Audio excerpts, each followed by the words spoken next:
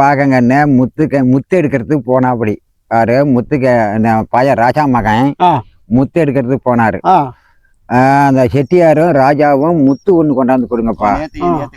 நேத்து கதை நடந்தது. முத்து ஒண்ணு கொண்டாந்து கொடுங்கப்பா. இந்த முத்து ஒண்ணு என் பொண்ணுக்கு, நான் ராஜா மகன், என் பொண்ணுக்கு நீ ஒரு முத்து கொடுத்த பாத்தியா? என் பொண்ணுக்கு நான் மூகுத்தி பண்ணி போட்டேன். அந்த மூகுத்தி பார்த்துட்டு அந்த செட்டியார் மகளும் ராஜா மகளும் ஒன்னா பிரியாத பள்ளிக்கூடம் போயிட்டு இருந்தாங்க. அந்த பாகம் சரி, இந்த முத்து எடுக்க போன வகையில இந்த பொண்ணு ராசிதம் அந்த முத்துக்கண்ணி பேரச ராசிதம் என்ன பண்றது, நம்ம வீட்டுக்காரிகிட்ட யாராவது பேச்சுவார்த்தை பண்ணுவாங்கன்னு காட்டுக்கு இறக்கி போகும்போது தினம் தலையை வெட்டி போட்டு தான் போறது.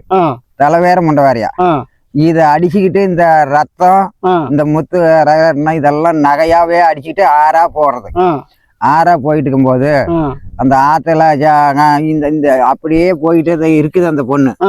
அப்புறம் அப்படி இருக்கும்போது இந்த ராஜா மகன் இந்த போனா முத்து எடுக்க ஆத்துலயே தளவு வரைக்கும் போய் நம்ம முத்து பாத்துட்டு வந்துடலாம் அப்படின்னு போன வகையில தான் இந்த பொண்ணை இந்த ராஜிதத்தை கொன்னு இதுக்கு மேல அந்த பொண்ணை கூட்டிட்டு, என்னப்பா வந்த நீ எங்க வீட்டுக்காரனையும் கொண்டு விட்ட, நான் இதுக்கு மேல நீ என்ன தொந்தரவு வந்தேன்னு கேக்குறா முத்துக்கண்ணி கேட்கும்போது, நான் ஒரு முத்து, இந்த ராஜாவும் செட்டியாரும் முத்து ஒண்ணு கொண்டாந்து கூடப்பான்னு கேட்டாங்க, நான் அதனால கொண்டாந்தேன், அதுக்குதான் வந்தேன்னு சொல்றான் அந்த ராஜா மகன்.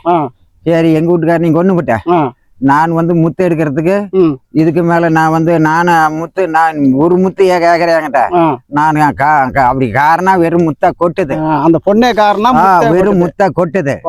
நான் உன் வீட்டுக்கு வரேன். நான் அப்புறம் தணல் விட்டு எரியும் போது இந்த உள்ளார நான் எகிரி குதிச்சேன். நெருப்புல குதிக்கும் போது எல்லாம் உயிராக்குறாங்கன்னு சொன்னான் பாத்தியா?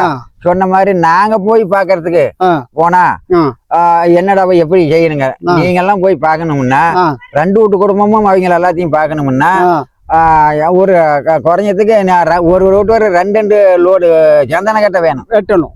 2 லோடு சந்தன கட்டை வெட்டி கொண்டு போய் சுடுகாட்டுல போட்டு ஒன்னா ஒட்டிய சந்தன கட்டை எல்லாம் கொட்டி பூரா பொருத்தி விட்டு சீமனையை ஊற்றி பொருத்தி விட்டு தன்னால விட்டு நல்லா எரியும் போது ஒவ்வொருத்தரா குதிச்சிங்களா, முன்ன குதிக்கிறவங்க முன்ன பாக்கலாம், புறவை குதிக்கிறவங்க புறவை பாக்கலாம் அப்படின்னு விளக்கத்தை சொன்னான். அப்ப ராஜோட்டாரும் செட்டியாட்டாரு என்ன செஞ்சாங்க, ஒரே திருவாங்க இருந்து அடாடா பூரா செத்தவங்க அத்தனை பேர் உயிராக்குறாங்களாமே, நம்ம போய் பாத்துட்டு வரலாம் அப்படின்னு விட்டு ஒரே திருவா போய் இங்க இருந்து அந்த நெதுக்கிட்ட சுடுகாடு போய் சந்தன கட்டை பூரா 2 வீட்டாரு நம்மளும் பாக்கணும் அப்படின்னு சந்தன கட்டை குங்குமாங்கட்டை வெட்டி கொண்டு போய் எல்லாம் நடு சுடுகாட்டுல வச்சு அப்பதான் பொருத்தி விட்டாங்க. பொருத்தி விட்டு எல்லாம் தணல் விட்டு எரியும் போது அடடா நாம முன்ன பெரியவங்க குதிச்சா நம்ம அதுல சின்ன பிள்ளைங்க எல்லாம் பாக்குறதுக்குல ஆவாகுது அப்படின்னு விட்டு நம்ம சின்னதெல்லாம் பாக்கட்டும், கடைசியா நாம பாத்துக்கலாம் அப்படின்னு பூரா 2 வீட்டு குடும்பத்து பிள்ளைங்க எல்லாம் பொறுக்கி ஒன்னொன்னா போட்டாங்க. எரியறதுல போட்டா பூரா சாம்பலாகி போச்சு. கடைசியா இவங்களும் எல்லாம் பெரியவங்களும் எகிரி குதிச்சாங்க பாத்தியா, இவங்களும் 4 வீட்டு குடும்பமும் எல்லாம் அக்கனியிலேயே பூரா சாம்பலாகி போயிட்டாங்க. இந்த முத்துக்கண்ணி கூட்டி அந்த ராஜா மகன் பூரா அந்த 5 பேர் யாரு, ஆனக்கண்ணி, பிலிக்கண்ணி, இப்படி முத்துக்கண்ணி 3, அக்னி தேவியோட 4, அம்மாளோட 5 பேர்த்த வச்சு அந்த 2 வீட்டு ராஜா வீட்டு குடும்பம் சொத்து சொகை இருந்துச்சு பாத்தியா, செட்டியா இருக்குது ராஜா விட்டுது, காடுக்கார ஊடு வசதி எல்லாம் இருந்துச்சு பாரு, அத வச்சு பையன் இந்த ராஜா மகன் போய் அந்த இடத்துல 5 பேர்த்தையும் வச்சு முத்துக்கண்ணி கல்யாணம் பண்ணிக்கிட்டு பொழைக்கிறான். முத்துக்கண்ணி கல்யாணம் பண்ணிக்கிட்டு பொழைச்சிட்டு இருக்கிறான். எல்லாரும் ஒன்னா சேர்ந்து அதுதான் முத்துக்கண்ணி கதையா? முத்துக்கண்ணி கதை இதோட முடிவாகுது கண்ணா, இதோட கதை முடிச்சு.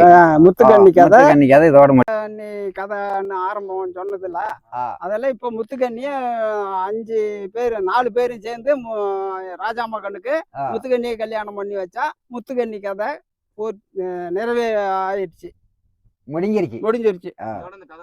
இதோட